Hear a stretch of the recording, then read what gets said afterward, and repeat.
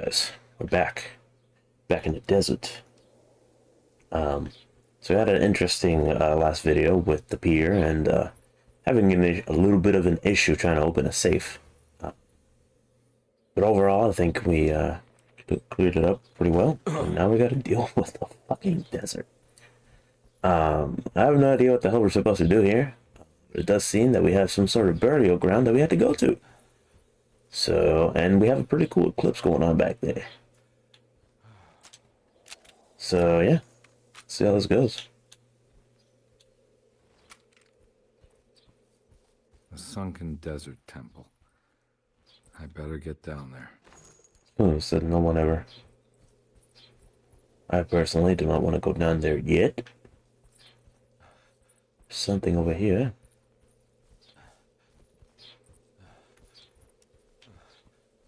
As long as nothing pops up at me. Oh, I gotta go over here anyways for the rope. The temple of Nefrenka lies under our camp. Despite all efforts, that unholy site did not collapse, but sink beneath the sand. The pharaoh is long dead, his name meticulously stricken from all ancient writing. But that stage meant for blood and terror remains. The temple is said to be lightless, built to harbor all the haunters of the dark found in the very depths of our universe.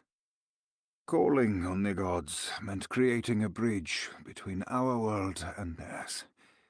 The terrible Aldebaran of Taurus, the Black Sun, was seen as the most important star in the night sky. Because, according to the Kitab al-Azif, it was said to be the home of that crawling chaos known as Nyarlathotep.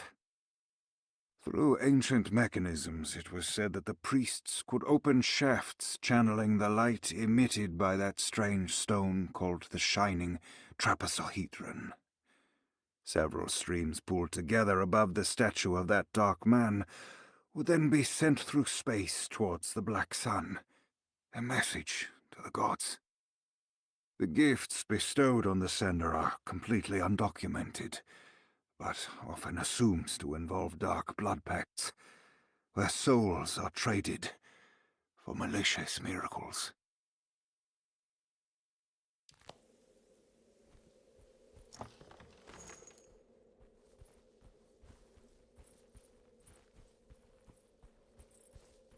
Alrighty. Thank you. I think that was Liam O'Brien. So thank you, O'Brien. Appreciate it. Wait, don't make me shoot shit that's flying, dude. Please. My aim's already questionable as it is. Questionable at best. Do not make me shoot flying, moving things. It's not going to go great for me. Where do I tie the rope? Question has been answered. Here we go. Rope. Go down.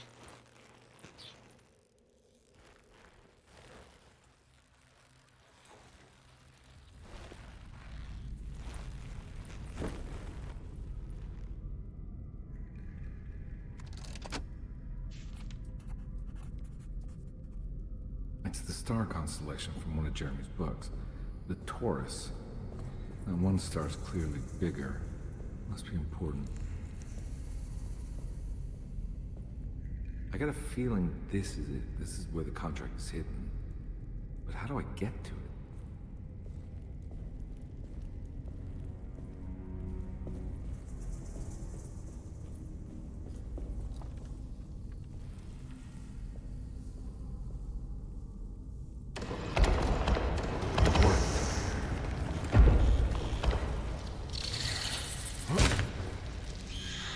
God damn it. God damn it.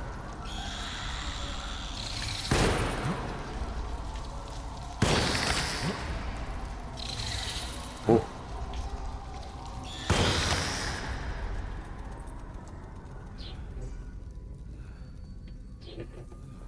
Okay, so I gotta move the statues to match up with the lights, I think, and then it'll connect to the big one. And that's how we do it. Also, I'm kinda glad those damn things die by one shot. Fuck.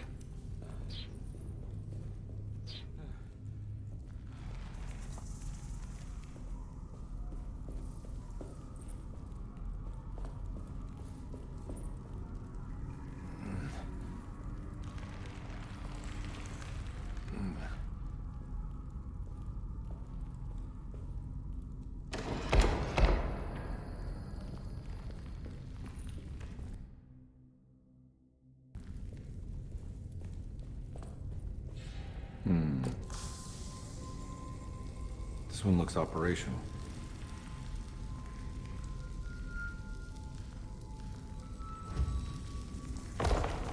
It worked.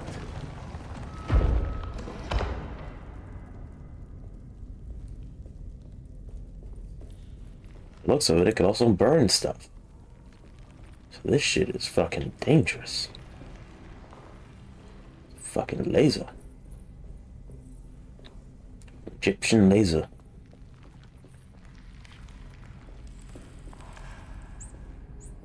A distraction thing, so that means there's enemies around here.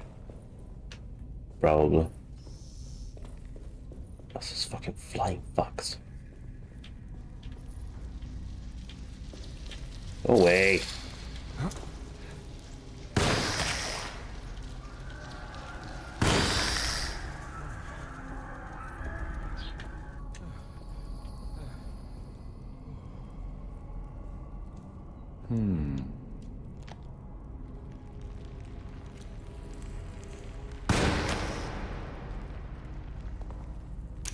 Oh, we gotta reload. Give me 1 second, little beastie. Bitch. So it seems that for every single one of them, I gotta find their lens. That's gonna be great.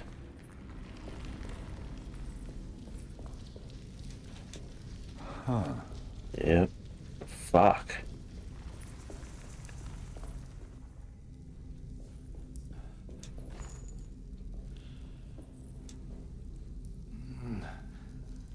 Gotta have my Egyptian bullets from back in the BCE days here.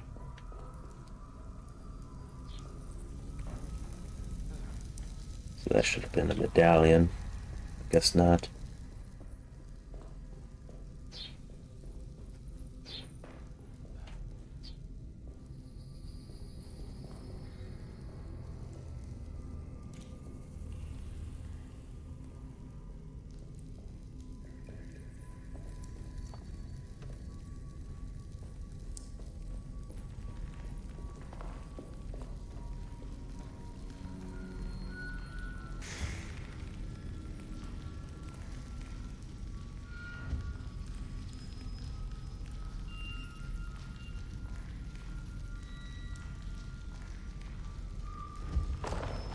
It worked.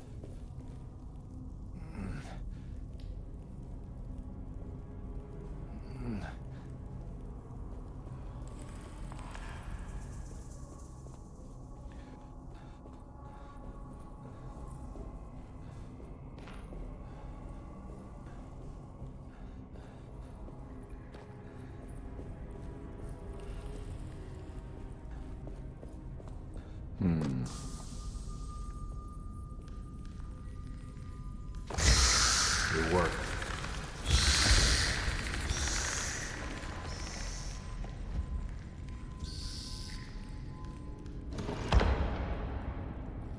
Fucking hate those things.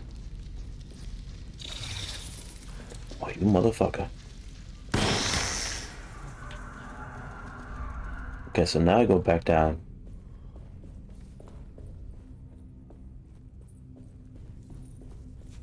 Just cut through here.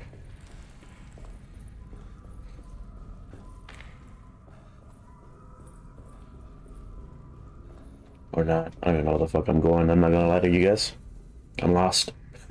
Map-wise, I am lost. I'm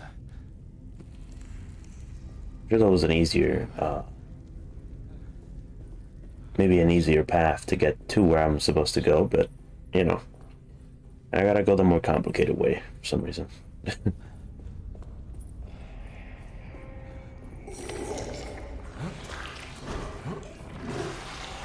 Oh, I'm stuck. I'm stuck. Get me out of here. Oh!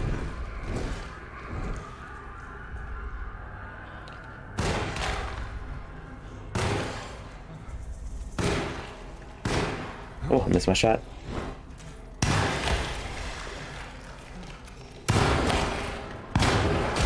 Oh. Oh. Reload, reload, reload, reload.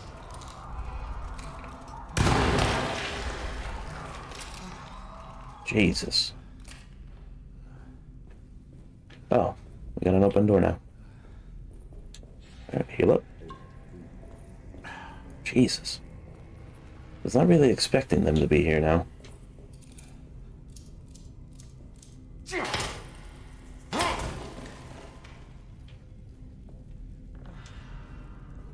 Okay.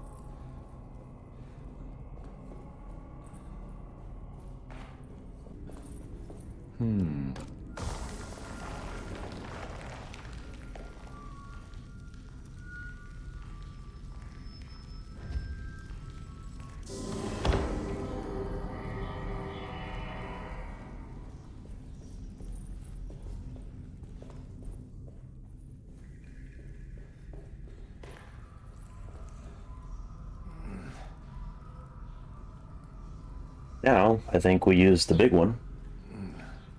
And then we open what the hell is down there.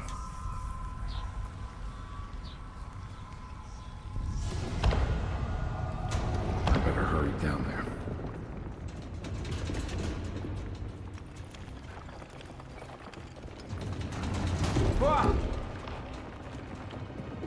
You motherfuckers. It's just trying to make me go the long way. Watch.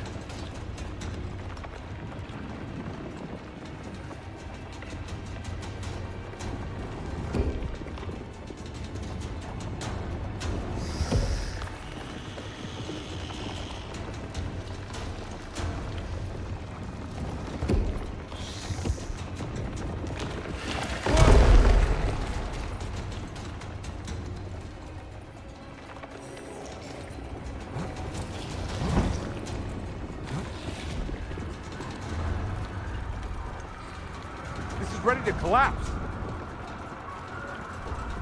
Then maybe run faster, Edward?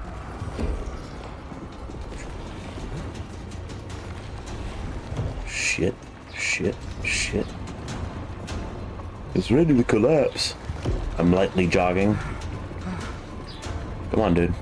Fight the asthma. Come on. You can do it.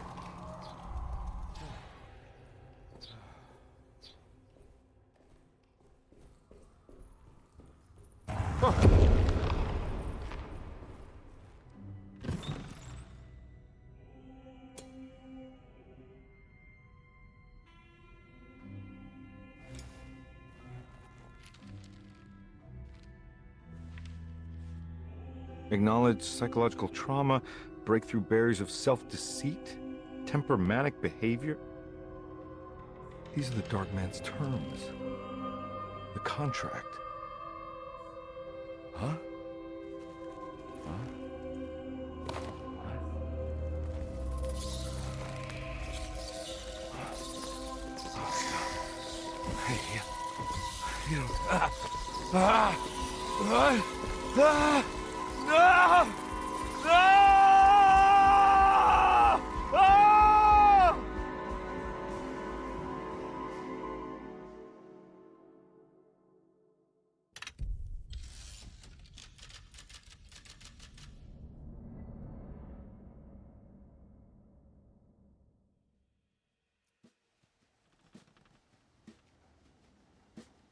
Hey. Hey, detective?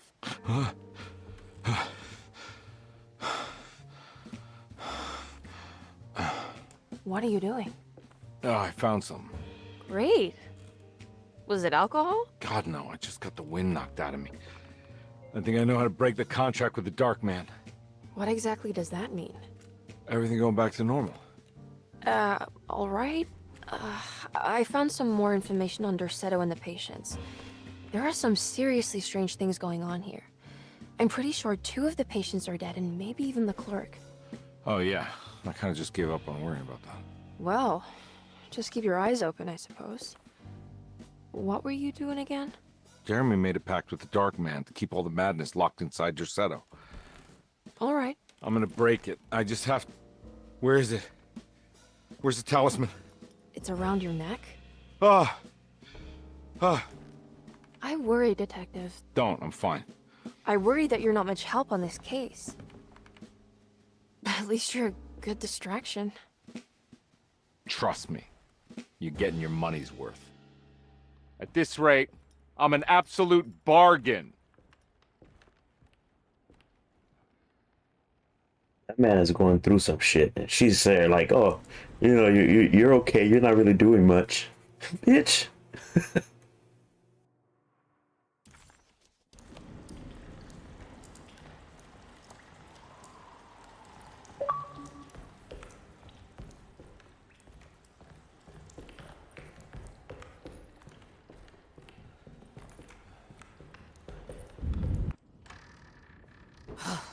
Got to be around here somewhere. He wouldn't leave this house. I don't know what to think anymore. You run into that detective fella? Who is he? Can he be trusted? I think he one of the good guys. Well, you know, like us. Will he be all right with her coming? Praise the mother. You don't need to know about all that. You just help Jeremy. Just calm down. It ain't time yet. God, it hurts. As far as I can tell, Detective Carnby seems to be solving problems, not causing them. Just be ready in case he starts anything.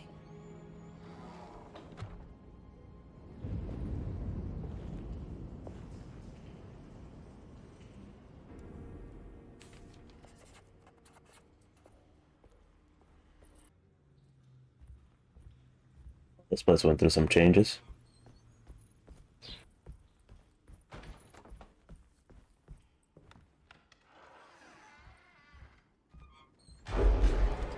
Christ, what the hell was that? It's blocked.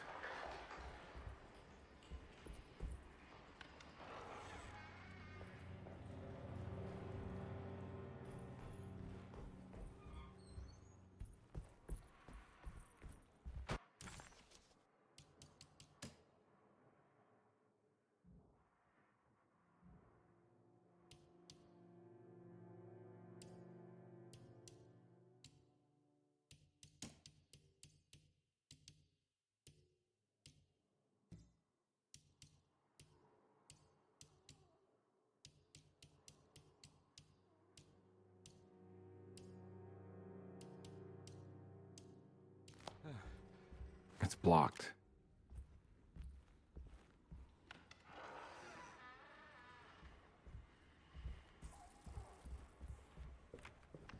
It's that fucking room. I don't want to run into the orderlies right now. Not sure I can trust them. And what's this over here then?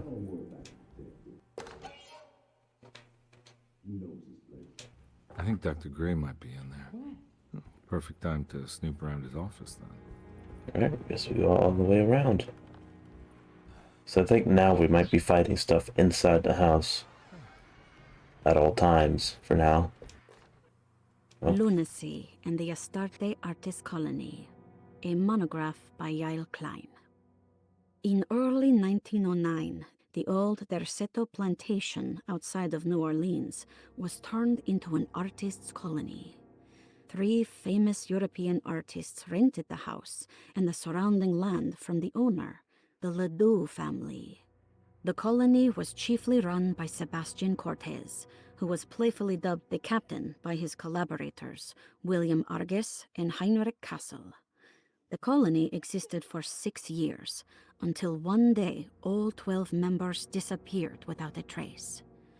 It is widely believed that their disappearance is connected to the disastrous hurricane that passed through on September 29, 1915, but nothing truly supports this claim. What is known is their frequent participation in New Orleans nightlife, their love for hosting parties, and their elaborate contributions to the Mardi Gras parades as the Pirates of Pontchartrain. Accounts of their lifestyle can be found in almost every gossip column. It can effectively be summed up as carefree and bohemian. In late June 1909, the name Astarte first appeared in the newspapers.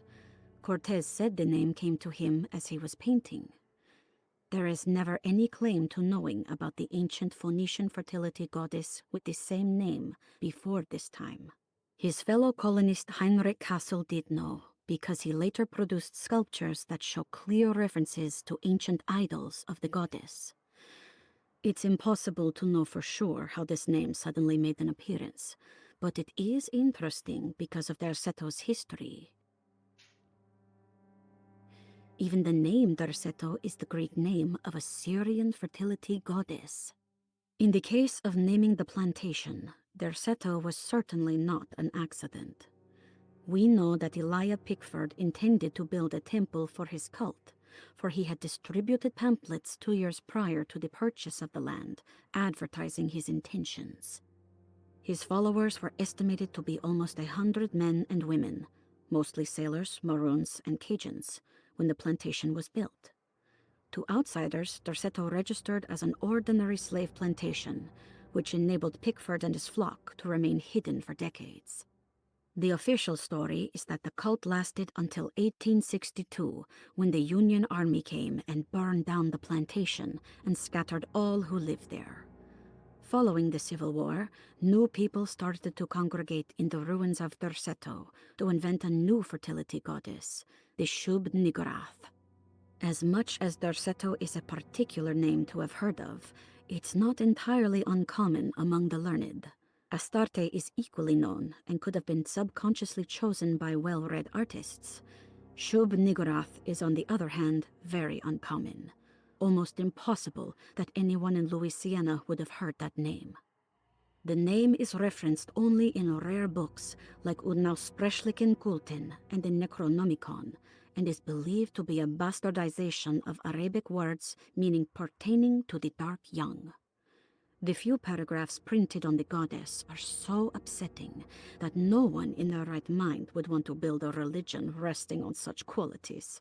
The Shub-Niggurath cult was hard to get rid of, but it is believed that despite the police jailing and killing several cultists over the years, the main culprit in the cult's demise is the cult itself, which seems to line up with every instance of cult activity on Derceto's grounds. When Captain J.W. Norton of the Union Army arrived, he described the people at Derceto as malnourished and maniacal.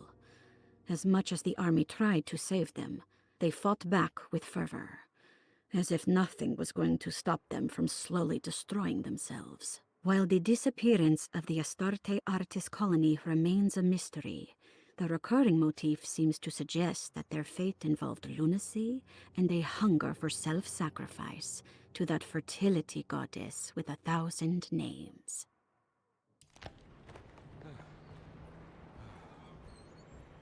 Interesting.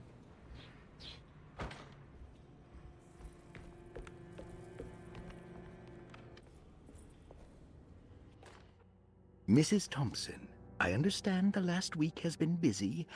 Under these circumstances, I find it important to remind you that Derceto's concerns are not a public matter, nor is it something that should upset you. Please continue your excellent work, and don't spend a thought on the death of Perosi, or, more importantly, the suicide of Cassandra Beauregard.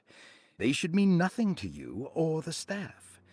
I rely on your loyalty, and trust that your close kinship with the Tabois siblings will keep Derceto's secrets hidden. Dr. Gray. Ooh, hidden secrets? Mystery? Oh. What is that?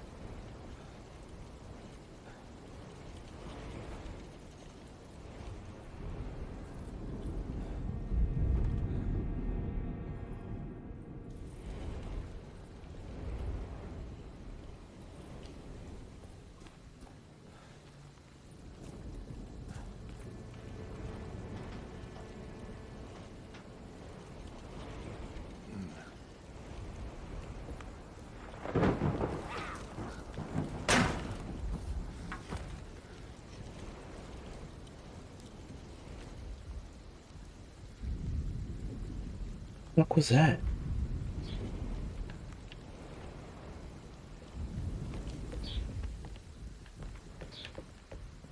Oh, they took the ladder. You fucking bitches. Took the fucking ladder down. There must be a spare key to Dr. Gray's office in here somewhere. I need the key.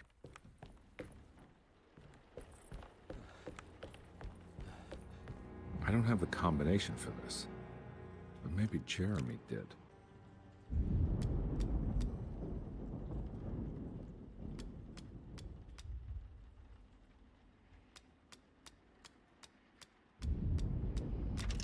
It worked.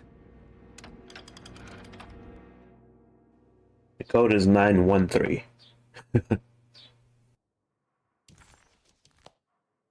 The last guest in the empty room suffered from severe maladaptation.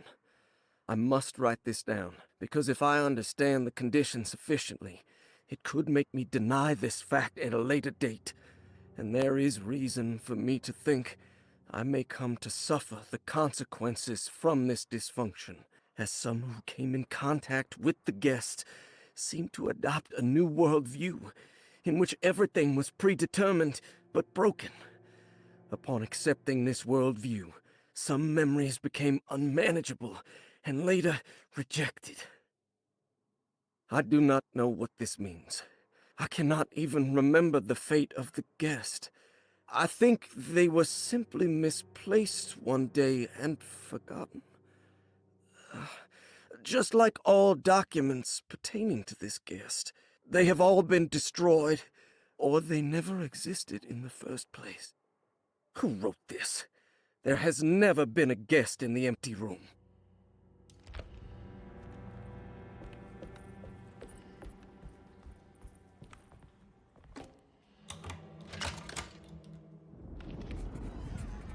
Dr. Gray's office, all to myself.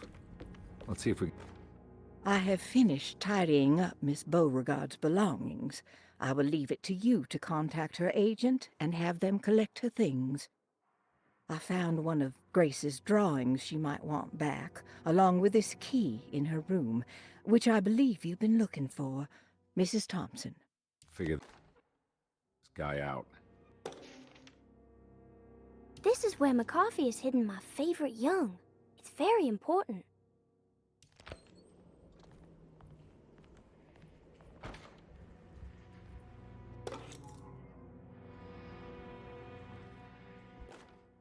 Dearest Dr. Manzetti, I find myself in a losing battle with my patient. As I've disclosed in my previous letter, his delusions have him completely captured. It's bad enough that he is torturing himself with paranoia, but his madness turns out to be quite persuasive to others, effectively laying the ground for mass delusion. I am writing to you in hope that you can give me some guidance. Beyond my ambition to avoid devastating surgery on my patient, I have grown worried about my own defenses.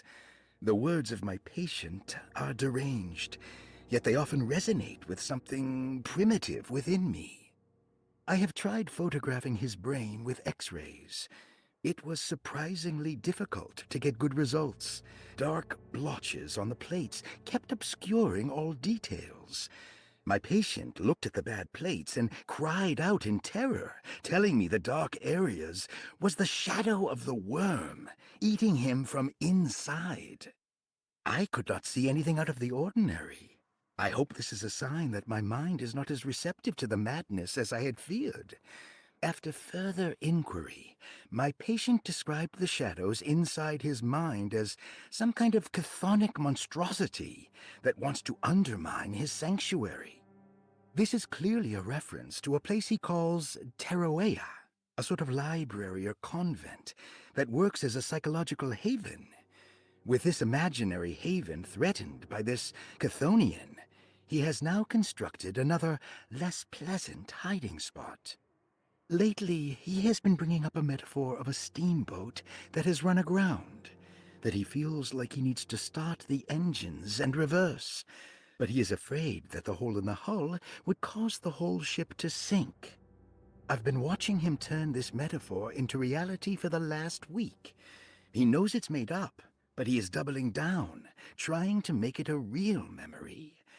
I feel certain that this is my chance to break through the barriers of his self-deceit.